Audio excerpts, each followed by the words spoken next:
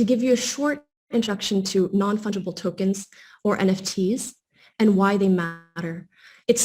I think the key thing that you need to take away from NFTs is not the big crazy numbers as Savanrat cited at the beginning, but rather that NFTs are a type of digital asset. So in many countries around the world, digital assets and currencies are heavily regulated. What we need to understand is that NFTs are not like money. They're more like media or files. They can be documents, they can be audio clips. And the key thing is that they are non-fungible and unique. So remember the 1,000 real bill that I mentioned before. This 1,000 real bill is the only one in this case that exists. In that way, that is why we call it non-fungible. Now, before I go into a little bit about NFTs and the industry behind it, the development there, I want to also zoom out just a tiny bit and explain why this matters to us. So first of all, we need to care about this because this is a real phenomenon, as I was discussing with Savanrat before the session. We cannot ignore the fact that the ownership certificate of each of these monkeys that you see, these apes, is so valuable that it reaches these amounts. Now, in this case, these bored apes are considered rare because they're only 10,000.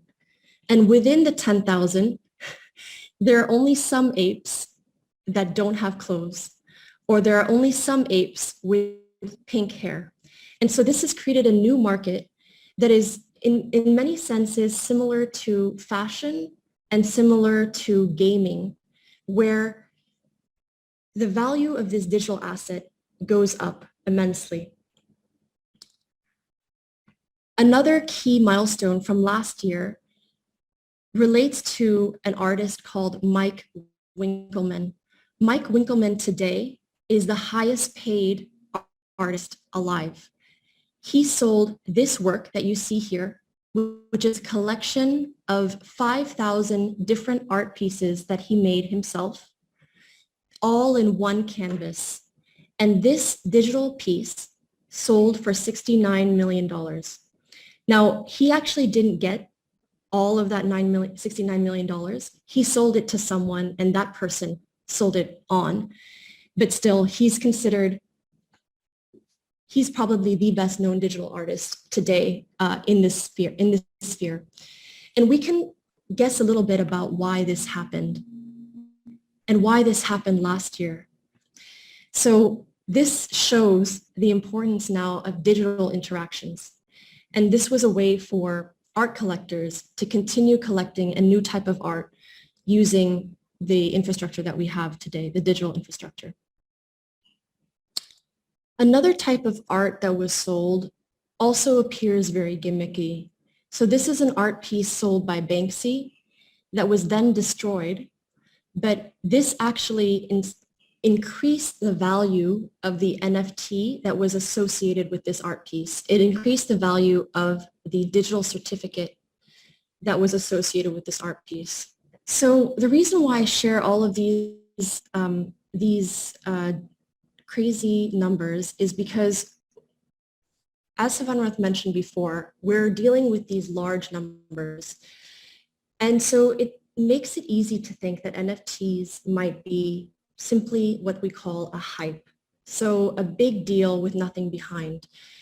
And so I want to share this graph with you because what I think is important to understand is the fact that hype is expectations that are greater than reality. And that is the case for any new innovation, as the reality needs to catch up.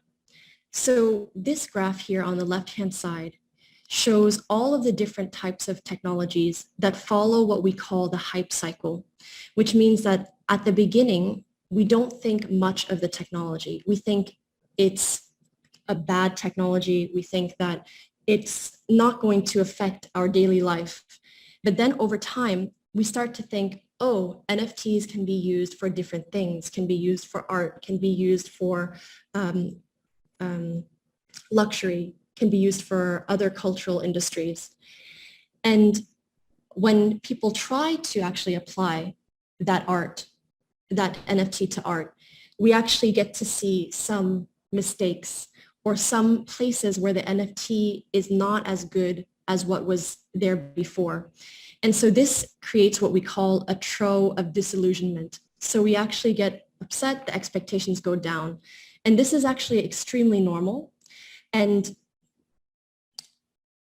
often leads to finally what we call a slope of enlightenment and then a plateau of productivity.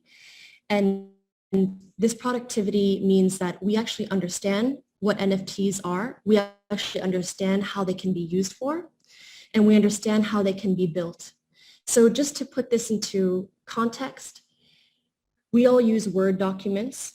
We can use Microsoft Word .doc. We can use a Mac version. We can use Google Docs. We can use OpenOffice. It's still a Word document or a text document, let's say. NFTs are similar. It's simply a type of file, and we can still build it many different ways. And we're still in that process right now. So I would say that we're nearing the peak, would be my perspective for NFTs, but it's really important for us to understand it now, even if we have some disappointments later on, because this type of technology has already proven to have several key and exciting uses, and I'll show you a few of those. So as I mentioned before, segments within the art industry are already benefiting from non-fungible tokens, and practitioners are experimenting, and for example, I have benefited from it as an artist and as a collector.